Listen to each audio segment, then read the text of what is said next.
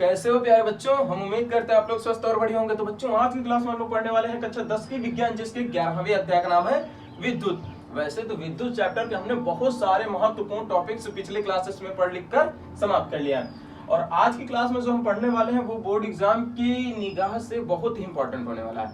मतलब आप ये कह सकते हैं कि श्रेणी क्रम और समांतर क्रम से जो क्वेश्चंस आने वाले हैं बोर्ड एग्जाम में वो टोटली 6 नंबर के आने वाले हैं। मतलब 12 नंबर क्लियर होने वाले हैं आज की क्लास को अगर आप अंततः तक देखते हैं तब। तो प्यारे बच्चों क्लास से लीव बिल्कुल नहीं होना है, लास्ट मोमेंट तक बने रहना है। और हमने बोर्ड एग्जाम पर बिल्कुल हेडिंग्स को सजा कर रखा है। मतलब एक प्रकार से बहुत ही अच्छे टॉपिक्स को लिख कर रखा है जिससे कि ना तो आपको समझने में दिक्कत हो और ना ही हमें समझाने में, जिससे कि सारे टॉपिक्स एकदम से क्लियर होते जाएं। ठीक है प्यारे बच्चों, तो आइए अब चलते हैं क्लास की ओर फटाफट और बहुत ही तेज स्पीड में। तो प्यारे बच्चों सबसे पहले हम समझेंगे प्रतिरोधकों के निकाय का प्रतिरोध। सरल भाषा में आप ये कह सकते हैं कि प्रतिरोधकों को दो प्रकार से संयोजित किया जाता है, अर्थात दो प्रकार से जोड़ा जाता है। पहला श्रेणी क्रम में, दूसरा समांतर क्रम में। समांतर क्रम को हम लोग पार्श्व क्रम भी कहते हैं, कभी कभी पार्श्व क्रम भी नाम आ जाता है। तो प्यारे बच्चों आइए और बेहतरीन तरीके से समझते हैं। प्रतिरोधकों को दो प्रकार से संयोजित किया जा सकता है। प्यारे बच्चों सरल विद्युत परिपथ में एक प्रतिरोध होता है। कितना? सरल विद्युत परिपथ में एक प्रतिरोध होता है तथा कुछ युक्तियां ऐसी होती हैं जैसे टीवी, रेडियो और अन्य विविध प्रकार की ऐसी युक्तियां होती हैं जिनमें अनेक प्रकार के या विविध प्रकार की विद्युत परिपथ होते हैं। ठीक है प्यारे बच्चों, आप समझ गए होंगे? हाँ सर, हम तो समझ गए। तो आइए अब चलते हैं, हम लोग समझेंगे श्रेणी क्रम में जुड़े हुए प्रतिरोध। श्रेणी क्रम में जो प्रतिरोध जुड़े होते हैं वो कैसे जुड़े होते हैं, बहुत ही बेहतरीन तरीके से समझेंगे, डरना बिल्कुल भी नहीं है। और इसे टफ टॉपिक्स तो समझने की गलती भी मत करिएगा। तो प्यारे बच्चों इस संयोजन में प्रतिरोधों को क्रम में जोड़ा जाता है। कैसे जोड़ा जाता है? क्रम में। प्यारे बच्चों ये चित्र पहले से हमने एक सजा कर रखा है लेकिन इसके जरिए से हम फिर से समझाएंगे। इस संयोजन में प्रतिरोधों को क्रम में जोड़ा जाता है। ये एक परिपथ है। ये क्या है प्यारे बच्चों? परिपथ है। परिपथ में प्रतिरोधों को क्रम में जोड़ा जाता है। ये प्रतिरोध है R1, R2, R3 प्रतिरोधक जिनमें प्रतिरोध के गुण पाए जाए। ठीक है ना? तो एक प्रतिरोधक R1, एक प्रतिरोधक R2, एक प्रतिरोधक R3। अब आप ये माइंड में क्रिएट हो रहा होगा कि सर 3 ही क्यों लिया गया, 4 ले लें, 5 ले लें। तो आप 2 या 2 से अधिक ले सकते हैं। एक लेंगे तो वो सरल विद्युत परिपथ है। कैसा है? सरल विद्युत परिपथ जिसमें केवल एक ही प्रतिरोध होता है। ठीक है ना प्यारे बच्चों? तो क्या कहा गया है कि इस संयोजन में प्रतिरोधों को क्रम में जोड़ा जाता है। आप देख पा रहे होंगे सारे क्रम में है, 1, 2, 3 सब क्रम में है। क्या है? एक दूसरे के क्रम में है। अब बहुत ही बेहतरीन तरीके से समझने वाली बात यह है, ध्यान से समझिएगा कि प्यारे बच्चों प्रत्येक प्रतिरोध का दूसरा सिरा, ये प्रतिरोध है, एक प्रतिरोध, 2 प्रतिरोध और 3 प्रतिरोध, है ना प्यारे बच्चों? तो प्रत्येक प्रतिरोध का दूसरा सिरा, अब ये पहला प्रतिरोध है, इसका दूसरा सिरा कौन सा होगा? ये होगा, है ना? ये बनाना नहीं था, थोड़ा समझाना था। ठीक है ना प्यारे बच्चों? तो दूसरा प्रतिरोध का, हाँ, प्रत्येक प्रतिरोध का दूसरा सिरा उसके अगले प्रतिरोध के पहले सिरे से जोड़ा जाता है। ये प्रत्येक प्रतिरोध का दूसरा सिरा और उसके अगले प्रतिरोध के पहले सिरे से जोड़ा जाता है। देख पा रहे होंगे प्यारे बच्चों, जुड़ा हुआ है ना? जोड़ा जाता है, ऐसे ही होता जाएगा। अब जैसे ये प्रत्येक प्रतिरोध है, अब ये वाले अगर प्रतिरोध की बात किया जाए तो प्रत्येक प्रतिरोध का दूसरा सिरा, ये पहला सिरा, ये दूसरा सिरा, तो प्रत्येक प्रतिरोध का दूसरा सिरा उसके अगले प्रतिरोध के पहले सिरे से जोड़ा जाता है। इसे हम लोग श्रेणी क्रम में जोड़े प्रतिरोध कह सकते हैं। तो प्यारे बच्चों आप लोग समझ गए होंगे। अब आइए आगे चलते हैं। हाँ, तो अब ध्यान से समझने वाली बात यह है कि पहले प्रतिरोध के पहले सिरे, अब ये पहले प्रतिरोध का पहला सिरा तथा अंतिम प्रतिरोध के दूसरे सिरे के बीच विद्युत स्रोत, सेल, बैटरी आदि से जोड़ दिया जाता है। तो आप प्यारे बच्चों समझ पा रहे होंगे कि पहले प्रतिरोध का पहला सिरा तथा अंतिम प्रतिरोध का दूसरे सिरे के बीच क्या किया जाता है? जो विद्युत स्रोत होते हैं, जैसे हम लोग सेल भी जोड़ सकते हैं, बैटरी भी जोड़ सकते हैं, कुंजी भी लगा सकते हैं, कई सारी युक्तियां हैं जो हम लोग इसमें लगा सकते हैं इस परिपथ में। ठीक है प्यारे बच्चों, यहाँ तक आप लोग समझ गए। इस प्रकार के संयोजन में सभी प्रतिरोधों में एक समान धारा प्रवाहित होती है। अब यहाँ से समझने वाली बात है। क्या प्यारे बच्चों? समझने वाली बात है। आप ध्यान से समझिएगा कि इस प्रकार के संयोजन में सभी प्रतिरोधों में एक समान धारा प्रवाहित होती है।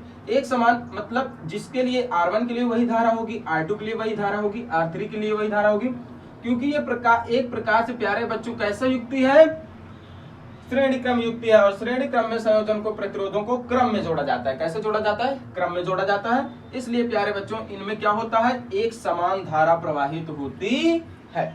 इतना आप लोग समझ गए? हाँ सर समझ गए, बहुत अच्छे प्यारे बच्चों। अब ध्यान से समझिएगा, यहीं पे जस्ट ये हमने एक सेल लगा रखा है। सॉरी प्यारे बच्चों, हाँ सेल ही है, सेल है। क्या है? सेल है। बैटरी होता तो क्या होता, 2 या 2 से अधिक सेल होता तब बैटरी बनता। तो हमने ये सेल लगा रखा है और इस पे V वोल्ट का विभवांतर है। क्या है? V वोल्ट का विभवांतर अगर हम लोग कर देते हैं, प्रवाहित कर देते हैं, तो V वोल्ट का विभवांतर अगर जाए जब चलेगा प्यारे बच्चों, तो इस प्रतिरोध के लिए विभवांतर अलग होगा, इस प्रतिरोध के लिए विभवांतर अलग होगा, इस प्रतिरोध के लिए विभवांतर अलग होगा। क्यों प्यारे बच्चों? क्योंकि विभवांतर की परिभाषा क्या कहती है? 1.2 पॉइंट, है ना, 2 बिंदुओं के बीच। तो प्यारे बच्चों क्या ये सब एक बिंदु में जुड़े हुए हैं? नहीं जुड़े हुए हैं। यहाँ से पहले ही बनाकर रखा था, यहाँ पे 2 बिंदु है ना प्यारे बच्चों। तो विभवांतर सभी प्रतिरोधों के लिए अलग अलग होगा। तो इसके लिए विभवांतर होगा V1, इसके लिए होगा V2 और इसके लिए होगा V3। समझ गया प्यारे बच्चों? धारा एक समान प्रवाहित होगी सभी प्रतिरोधों में और विभवांतर सभी धारा के लिए अलग अलग होगी। इसके लिए अलग, इसके लिए अलग, इसके लिए अलग। प्यारे बच्चों ये क्यों हो रहा है? क्योंकि पॉइंट की वजह से, बिंदु की वजह से। एक बिंदु से दूसरे बिंदु तक और दूसरे बिंदु से दूसरे बिंदु तक और दूसरे बिंदु से दूसरे बिंदु तक, यहाँ से यहाँ तक V1 या इस पॉइंट से इस पॉइंट तक V2 और इस पॉइंट से इस पॉइंट तक V3। तो तीनों के लिए विभवांतर क्या हो गए? अलग अलग। अब प्यारे बच्चों तुल्य प्रतिरोध की अगर सूत्र की बात किया जाए तो तुल्य प्रतिरोध R बराबर होता है R1 plus R2 plus R3। क्या होता है? R बराबर R1 plus R2 plus R3। वैसे तो आप डायरेक्ट फार्मूला में इसको रख सकते हैं R बराबर R1 plus R2 plus R3, लेकिन हम आइए निगमन के तरीके से आपको समझाने की कोशिश करते हैं। निगमन कराते हैं किसका? R बराबर R1 plus R2 plus R3 की उत्पत्ति कैसे हुई, ठीक है ना, मतलब ये कैसे ये फार्मूला बना। तो प्यारे बच्चों बोर्ड में अभी जगह नहीं है तो कुछ इरेज कर देते हैं। जो अभी हम लोगों ने समझा तुल्य प्रतिरोध, वो नीचे दिख नहीं रहा था, तो हम लोग आइए ऊपर लिख लेते हैं। तुल्य प्रतिरोध R बराबर R1 plus R2 plus R3, ठीक है ना प्यारे बच्चों। तुल्य प्रतिरोध का मतलब होता है कुल प्रतिरोध, तो कुल प्रतिरोध बराबर R1 plus R2 plus R3, ठीक है ना प्यारे बच्चों। और ये निकल कर आ गया हम लोगों का श्रेणी क्रम में जोड़े प्रतिरोध। मतलब इस फार्मूला से हम कई सारे सवाल को हल कर सकते हैं, कई सारे क्या, सारे सवाल को जो श्रेणी क्रम में जुड़े होंगे। किसमें? श्रेणी क्रम में जुड़े होंगे। अब इस फार्मूला का हम लोग कराने वाले हैं निगमन इसी क्लास में, और बहुत ही बेहतरीन तरीके से। तो प्यारे बच्चों आइए अब चलते हैं परिपथ की ओर, और परिपथ इस चित्र में ध्यान से समझिएगा। प्यारे बच्चों इस बोर्ड पे जगह कम है, थोड़ा बोर्ड छोटा है हमारा, तो हम बता रहे हैं, आप लोग लिखते चलिएगा, ठीक है ना प्यारे बच्चों। आप लोग लिखेंगे माना 3 प्रतिरोधक। क्या लिखेंगे? माना 3 प्रतिरोधक। अब 3 प्रतिरोधक कौन कौन से हैं? R1, R2 व R3, है ना। तो माना 3 प्रतिरोधक R1, R2 व R3 चित्रानुसार जोड़े गए हैं, है ना, चित्र में जुड़े हुए हैं ना। R1, R2, R3 क्या है? चित्रानुसार जोड़े गए हैं, ठीक है ना प्यारे बच्चों। जिनमें एक समान धारा प्रवाहित हो रही है। आप देख पा रहे होंगे क्या है, एक समान धारा प्रवाहित हो रही है ना। अलग अलग तो है नहीं कि तीनों प्रतिरोधों के लिए अलग अलग हो, ऐसा नहीं है। तीनों प्रतिरोधों के लिए एक समान धारा प्रवाहित हो रही है। उसके बाद प्यारे बच्चों जस्ट आप लोग लिखेंगे, आप लोग देख भी पा रहे हैं कि विभवांतर क्या है, तीनों के लिए अलग अलग है। क्या है? अलग अलग। तो आप लिखेंगे R1, R2 व R3 के सिरों पर विभवांतर V1, V2, V3 है। फिर से बोल दें? हाँ सर। चलिए फिर से एक बार पुनः आप लोग क्या लिखेंगे? माना प्रतिरोधक R1, R2 व R3 चित्रानुसार जोड़े गए हैं, जिनमें धारा एक समान प्रवाहित हो रही है, लेकिन R1, R2 व R3 के सिरों पर विभवांतर क्रमशः V1, V2, V3 है, मतलब अलग अलग है। विभवांतर क्या है? अलग अलग है। इतना आप लोग लिख लेंगे। उसके बाद प्यारे बच्चों ओम का नियम क्या कहता है? ओम का नियम कहता है V बराबर IR। क्या कहता है प्यारे बच्चों? V बराबर IR, है ना।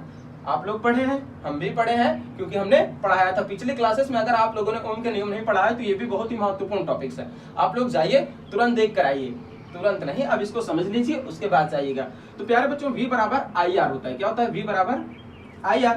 अब आप ध्यान से देखिएगा, यहाँ पर विभवांतर क्या है? अलग है। विभवांतर क्या है? अलग है। और प्रतिरोध भी अलग है। लेकिन धारा, प्यारे बच्चों आप सोच रहे होंगे धारा में आई मतलब बल क्यों नहीं लगाया गया, क्योंकि धारा सेम है, धारा एक समान है। धारा क्या है, एक समान प्रवाहित हो रही है सारे प्रतिरोधों के लिए, तो विभवांतर भी अलग हो गया और धारा भी अलग हो। तो ये तो हुई V1 की बात। अब V2 के लिए भी वही होगा, है ना, V2 के लिए IR2, है ना प्यारे बच्चों, ये हो गया समीकरण 2। V3 के लिए होगा प्यारे बच्चों, V3 बराबर होगा IR3। इतना समझ में आया? सब लोग हाँ लिखिए। कहाँ लिखेंगे, हाँ कमेंट में, ठीक है प्यारे बच्चों। तो V1 V2 V3 हमारे पास निकला है। अब यहीं पे आप लोग जस्ट लिखेंगे कुल प्रतिरोध। क्या लिखेंगे, कुल प्रतिरोध, हाँ कुल, सॉरी प्यारे बच्चों, कुल विभवांतर लिखेंगे। सॉरी हमें प्रतिरोध नहीं, कुल विभवांतर निकालना है। क्या निकालना है, कुल विभवांतर, है ना। तो कुल विभवांतर, तो कुल विभवांतर का मतलब होता है V बराबर, सारे विभवांतर को जोड़ दिया जाए, V1 plus V2 plus V3, है ना प्यारे बच्चों। हाँ जगह कम पड़ रहा है, कोई दिक्कत नहीं, हम लोग यहाँ से यहाँ आ गए हैं तो यहाँ से आप यहाँ आ जाएंगे, है ना।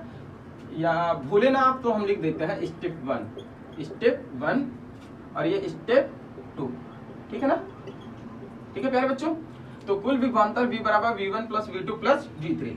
अब आप लोग ध्यान से समझिएगा, तो V बराबर V1 के प्लेस पे हम लोग क्या रखेंगे, IR1, क्या रखेंगे, IR1। V2 के प्लेस पे हम लोग रखेंगे IR2, क्या रखेंगे, IR2। और V3 के प्लेस पे रखेंगे हम लोग IR3, है ना। अब प्यारे बच्चों यहाँ तक तो हो गई सारी बातें, क्योंकि हमारे पास विभवांतर क्या था, V1 V2 V3 था।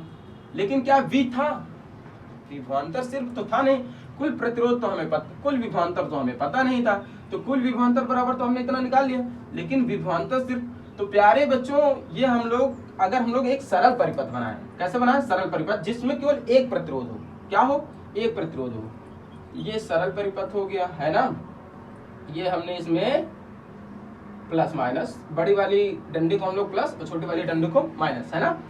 तो एक प्रतिरोध अगर सिर्फ रखें तो आप लोग क्या कहेंगे, R1 थोड़ी ना लिखेंगे, एक प्रतिरोधक सिर्फ R ही रहेगा, है ना। इसमें भी धारा I प्रवाहित होगी और विभवांतर क्या होगा, V होगा, है ना। सरल परिपथ के लिए तो सिर्फ V बराबर हम लिख सकते हैं IR, क्या लिख सकते हैं, IR, क्योंकि विभवांतर बराबर IR। तो V बराबर हम लोग सिंपल से लिख सकते हैं IR, इसको इरेज कर देते हैं क्योंकि जगह नहीं है। आप लोग समझ गए होंगे, है ना प्यारे बच्चों, हाँ जस्ट। तो V के तरफ पे लिखेंगे हम लोग IR, तो IR1 हो जाएगा ये, प्लस IR2 हो जाएगा और प्लस IR3 हो जाएगा, है ना। अब यहाँ पे प्लेस कम है तो स्टेप 3 आ जाते हैं, यहाँ पे लिखेंगे अब यहाँ पे स्टेप 3, भूलिएगा नहीं, स्टेप 1 स्टेप 2 और स्टेप 3, ठीक है ना प्यारे बच्चों। कोई बात नहीं, कोई दिक्कत नहीं। अब ये वाली लाइन पहले लिख लेते हैं हम लोग, IR बराबर IR1 plus IR2 plus IR3, है ना प्यारे बच्चों। अब ध्यान से समझिएगा, IR, इनमें कॉमन क्या है, जैसी बात है धारा, क्योंकि धारा सबके लिए क्या है, समान है, तो I कॉमन ले लेते हैं और बचेगा क्या, R1 plus R2 plus R3, है ना। तो प्यारे बच्चों ध्यान से समझिएगा, ध्यान से समझने वाली बात ये है कि I से I ये कट जाएगा और R बराबर बचेगा R1 plus R2 plus R3, और यही हमें निकालना भी था तुल्य प्रतिरोध। यहाँ पर आप लोगों को पहले से हमने लिख के रखा था कि तुल्य प्रतिरोध R बराबर R1 plus R2 plus R3, है ना प्यारे बच्चों। तो ये क्लियर हुआ, निगमन सहित क्लियर हुआ। तो हम लोगों का पूरी तरह से श्रेणी क्रम में जुड़े प्रतिरोध से जितने भी टॉपिक्स थे, निगमन, सारी चीजें क्लियर हो गई। सॉरी अभी रुकिए, अभी कुछ 1-2 सवाल बाकी हैं, तो 1-2 सवाल समझ लीजिए कैसे आएगा। प्यारे बच्चों ये हम लोगों के सामने एक परिपथ बना हुआ है, अगर इसको 2 ओम दे दिया जाए, ये 2 ओम है पहला प्रतिरोध, ये 5 ओम है ना, और ये 4 ओम, मान लीजिए 4 ओम है, ये क्या प्यारे बच्चों 4 ओम है। तो अब इसे कैसे करेंगे, ये क्या है, श्रेणी क्रम में है, कैसे है, श्रेणी क्रम में है, मतलब एक क्रम में है ना प्यारे बच्चों। तो श्रेणी क्रम के लिए फार्मूला भी हम लोगों ने क्या निकाला है, R बराबर R1 plus R2 plus R3। तो हाँ रख दो ना मान, R बराबर R1 में क्या रखोगे 2, R2 में क्या रखोगे 5, R3 में क्या रखोगे 4, ये बन गया ना आसान, 5 4 9 9 2 11। तो R बराबर 11 ओम हम लोगों के सामने आ गया। तो आप लोग बेहतरीन तरीके से समझ गए होंगे पूरी तरह से श्रेणी क्रम में जुड़े हुए प्रतिरोध को। अब जस्ट इसी क्लास में हम लोग समझेंगे समांतर क्रम अथवा पार्श्व क्रम में जुड़े प्रतिरोध के बारे में। ओके प्यारे बच्चों, अब हम लोग समझने वाले हैं समांतर क्रम में जुड़े प्रतिरोध। तो आप इस चित्र के अनुसार देख पा रहे होंगे कि इसमें जितने भी प्रतिरोधक है सब समान अंतर में जुड़े हुए हैं। कैसे अंतर में है? सब समान अंतर में जुड़े हुए हैं। आइए बेहतरीन तरीके से समझते हैं, क्योंकि हमने पहले ही बोर्ड पर बेहतरीन टॉपिक्स को क्लियरली लिख के रखा है, जिससे कि ना तो समझने में दिक्कत हो ना ही समझाने में। तो प्यारे बच्चों चलिए चलते हैं क्लास की अगली कड़ी में। तो समांतर क्रम में संयोजन में सभी प्रतिरोधों की, ध्यान से समझिएगा, समांतर क्रम संयोजन में ये क्या है? समांतर क्रम संयोजन है, हमने पहले ही बनाकर रखा है चित्र को। तो समांतर क्रम संयोजन में सभी प्रतिरोध कौन कौन से हैं? R1, R2 और R3 है ना। सभी प्रतिरोध के पहले सिरे, सभी प्रतिरोध का पहला सिरा कौन सा होगा? ये होगा, ये होगा और ये होगा, है ना प्यारे बच्चों। तो सभी प्रतिरोध के पहले सिरे एक बिंदु पर, अब देख पा रहे होंगे सभी प्रतिरोध का पहला सिरा सब क्या है? एक ही बिंदु पर तो है, सब कहाँ मिल रहे हैं? एक ही बिंदु पर। दूसरे सिरे अन्य बिंदु पर। अब दूसरा सिरा सभी प्रतिरोध का कौन सा? ये वाला है। तो दूसरे सिरे अन्य बिंदु पर जुड़े होते हैं। अब दूसरा सिरा ये वाला है, तो अन्य बिंदु मतलब एक, ये इस बिंदु पर जुड़े होते हैं। इन दोनों सिरों के बीच, इन दोनों सिरों, एक सिरा ये, एक सिरा ये, तो इन दोनों सिरों के बीच विद्युत स्रोत बैटरी या सेल को जोड़ दिया जाता है। अब विद्युत स्रोत क्या क्या जोड़ दिया गया?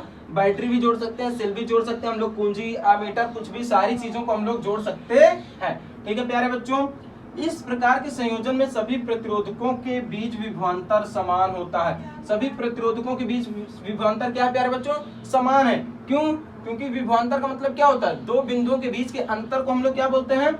विभवांतर। सरल भाषा में बता रहे हैं कि दो बिंदुओं के बीच के अंतर। अब प्यारे बच्चों आप ये देखिए, यहाँ पर दो ही बिंदु है, एक बिंदु ये और एक बिंदु ये, तो दो ही जब बिंदु ही है तो सभी प्रतिरोधों के लिए विभवांतर क्या होगा? समान होगा। हाँ प्यारे बच्चों, क्या होगा?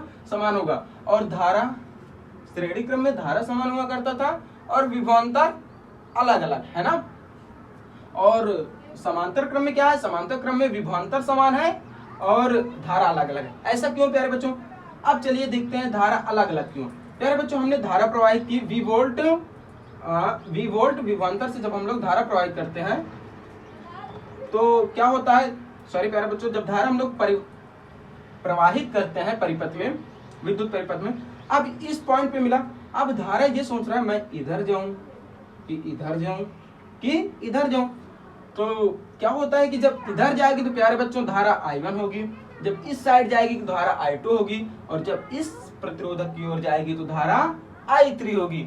अब प्यारे बच्चों आप देख पा रहे होंगे तीर के माध्यम से इधर से गए, इधर गए, इधर गए, फिर जब एक ही पॉइंट में मिल गए तो फिर धारा बन गई, फिर धारा हो गई। पूरे परिपथ में इसी तरह धारा प्रवाहित हो जा रही, तो धारा I1, I2 और I3 है। मतलब धारा तीनों प्रतिरोधकों के लिए क्या है? अलग अलग है।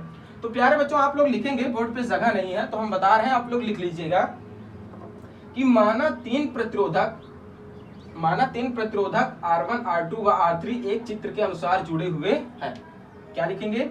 माना तीन प्रतिरोधक R1, R2 व R3 चित्रानुसार जुड़े हुए हैं, जिनमें R1, R2 व R3 में प्रवाहित होने वाली धारा I1, I2, I3 है। क्या लिखेंगे? बहने वाली धारा I1, I2 व I3 है तथा R1, R2 व R3 के लिए विभवांतर एक समान है। क्या है? एक समान है। आप ये लिख सकते हैं सभी प्रतिरोधकों के लिए विभवांतर क्या है? एक समान है। क्लियरली इतना समझ लिए? हाँ प्यारे बच्चों। अब उसके बाद हम लोग लिखेंगे ओम के नियम से। क्या लिखेंगे? ओम के नियम से। तो प्यारे बच्चों हमने ओम के नियम से V बराबर IR उस टाइम लिखा था, है ना, क्योंकि उस समय क्या था? विभवांतर अलग अलग थे और यहाँ पर विभवांतर समान है। तो यहाँ पर हम लोग धारा के लिए निकालेंगे, है ना। तो धारा I बराबर हो जाएगा, I बराबर होगा VR। क्या होगा प्यारे बच्चों? VR। I बराबर VR। ये किससे है? ओम के नियम से। यहाँ पर क्या धारा समान है? नहीं है, तो I1 हो जाएगा, है ना प्यारे बच्चों। ये किसके लिए हो? प्रतिरोध R1 के लिए। तो ये प्रतिरोध R1 हो जाएगा और विभवांतर जब एक ही समान है तो ना तो वो V1 होगा, ना तो V2 होगा, ना तो V3 होगा। तो ये समीकरण 1 हो गया। ठीक है ना प्यारे बच्चों। अब I धारा के लिए, तो I2 धारा के लिए क्या हो जाएगा? VR2 हो जाएगा, है ना, और विभवांतर इसके लिए भी समान ही है। और I3 के लिए क्या हो जाएगा? VR3, है ना प्यारे बच्चों। इतना समझ में आया सबको? हाँ सर, क्लियरली समझ में आ गया। ठीक है ना प्यारे बच्चों। अब इसके जस्ट हम लोग समझेंगे, हम लोग लिखेंगे, हम लोग क्या लिखेंगे? कि कुल धारा बराबर, क्या लिखेंगे यहाँ पर, कुल धारा बराबर, तो कुल धारा I बराबर आप लोग लिखेंगे I1 plus I2 plus I3, है ना। चलिए अब मान रख देते हैं, I1 की दर पे हम लोग क्या रखेंगे, VR1 है ना, I2 की दर पे रखेंगे VR2 और I3 की दर पे हम लोग रखेंगे VR3। इतना क्लियर हुआ? हाँ प्यारे बच्चों क्लियर हुआ। अब आप यहाँ पर ये देख पा रहे हैं कि यहाँ सिर्फ धारा है, मतलब विविध प्रकार के धाराएं हैं जो थी, हमने उसका मान तो निकाला था, लेकिन सिर्फ I धारा, केवल एक धारा के लिए मान नहीं निकाला था। आप इमेजिन करिए कि अगर ये सरल विद्युत परिपथ होता तो इसमें एक ही धारा होता, एक ही प्रतिरोध होती और एक ही विभवांतर होता, है ना प्यारे बच्चों। तो I बराबर ये केवल VR बन जाएगा, क्या हो जाएगा, IR, सरल परिपथ के लिए। तो I बराबर VR, क्या हो जाएगा, VR। तो I के दर पे हम लोग क्या रख देंगे, VR, ठीक है प्यारे बच्चों। हाँ समझ पा रहे हैं आप लोग, क्लियरली, ठीक है। तो अब यहाँ के बाद आइए चलते हैं, देखते हैं आगे। VR कॉमन क्या है प्यारे बच्चों, इनमें V क्या है, V, और जब V कॉमन ले लेंगे तो यहाँ पर एक बचेगा, एक का मल्टीपल V में करा तो तब भी तो वही होगा ना, V1 IR1, इससे भी चला जाएगा तो 1R2 प्लस इससे भी चला जाएगा तो 1R3, है ना। अब प्यारे बच्चों ध्यान से समझिएगा, VR1 लिखा है, इससे भी अगर भी हम कॉमन ले लें तो VR1 ही से ये VR बचेगा, क्या बचेगा, VR, और ये V, तो प्यारे बच्चों इसके जस्ट नीचे दिख नहीं रहा होगा, है ना, इसके नीचे दिख नहीं रहा होगा, हमें जस्ट याद आया क्योंकि अब हम करा तो दे रहे हैं लेकिन दिखेगा ही नहीं तो कोई मतलब नहीं है। तो प्यारे बच्चों यहाँ पर आप ध्यान से देख पा रहे होंगे कि जब V हमने कॉमन लिया तो ये V से V हमने काट दिया, तो ये V और यहाँ पर एक का मल्टीपल छुपा हुआ तो 1/R बचा। अब यहाँ पर आप इसको स्टेप 1 लिख लीजिए, इसको स्टेप 2 लिख लीजिए, क्या लिखेंगे, स्टेप 2। स्टेप 3 हम करा देते हैं, कहाँ पे प्लेस है, यहाँ पे, आप लोग स्टेप 3 यहाँ पे समझ लेंगे, ठीक है प्यारे बच्चों। बोर्ड बहुत छोटा है तो पूरी तरह से जब हम समझाने लगते हैं तो पूरी तरह से ये क्या हो जाता है, फुलफिल हो जाता है ना। तो हमारे पास क्या आया था, VR, एक बार और लिख देते हैं जिससे कि कोई दिक्कत ना हो आप लोगों को, है ना। तो 1/R1 1/R2 1/R3 यही निकाले हम लोग। अब यार बच्चों ये V से V क्या हो जाएगा, इक्वल बराबर कट गया तो ये 1/R बचा, है ना, क्योंकि वहां 1 छुपा है, और ये हो जाएगा 1/R1 plus 1/R2 plus 1/R3। ये हम लोगों का समांतर क्रम में जुड़े हुए प्रतिरोध का जो फार्मूला है वो निकल कर आ गया, 1/R बराबर 1/R1 plus 1/R2 plus 1/R3। तो प्यारे बच्चों ये फार्मूला आ गया। अब इससे हम कई सारे निगमन को हल कर सकते हैं, मतलब कई सारे सवाल को निकाल सकते हैं। जैसे यहाँ पर मान दे दे इस प्रतिरोध का 5 ओम है, कितना है, 5 ओम है, इसका दे दे 5 ही ओम, इसका कुछ भी दे दे, सेम भी रखे कोई दिक्कत नहीं, चलो 5 5 5 5 ओम मान लेते हैं ना। तो आप लोग क्या करेंगे, डायरेक्ट हल करने के लिए ये आप देख पा रहे होंगे कि क्या श्रेणी क्रम में है, नहीं, श्रेणी क्रम में सब एक क्रम में होते हैं, समांतर क्रम में मतलब समान अंतर में होते हैं, तो ये सब समान अंतर में है। तो समांतर क्रम में जोड़ने के लिए जो प्रतिरोध का जो हल निकाला गया, जो फार्मूला निकाला गया वो है 1/R1, 1/R बराबर 1/R1 plus 1/R2 plus 1/R3। इस फार्मूला में मान रख देना है। तो R1 के दर पे रखना है 5 ओम, R2 के दर पे भी रखना है 5 ओम और R3 के दर पे भी रखना है 5 ओम, और आपका R बराबर निकल कर आ जाएगा। तो हम उम्मीद करते हैं प्यारे बच्चों कि आपको प्रतिरोधकों के निकाय का प्रतिरोध जो 2 स्टेप आप लोगों ने पढ़ा, श्रेणी क्रम, समांतर क्रम, बहुत ही क्लियरली समझ में आया होगा। तो अब हम मिलेंगे नेक्स्ट वीडियो में एक नेक्स्ट क्लास के साथ, बेहतरीन क्लास के साथ। तब तक के लिए बाय बाय, बहुत सारा प्यार, ख्याल रखिए अपना।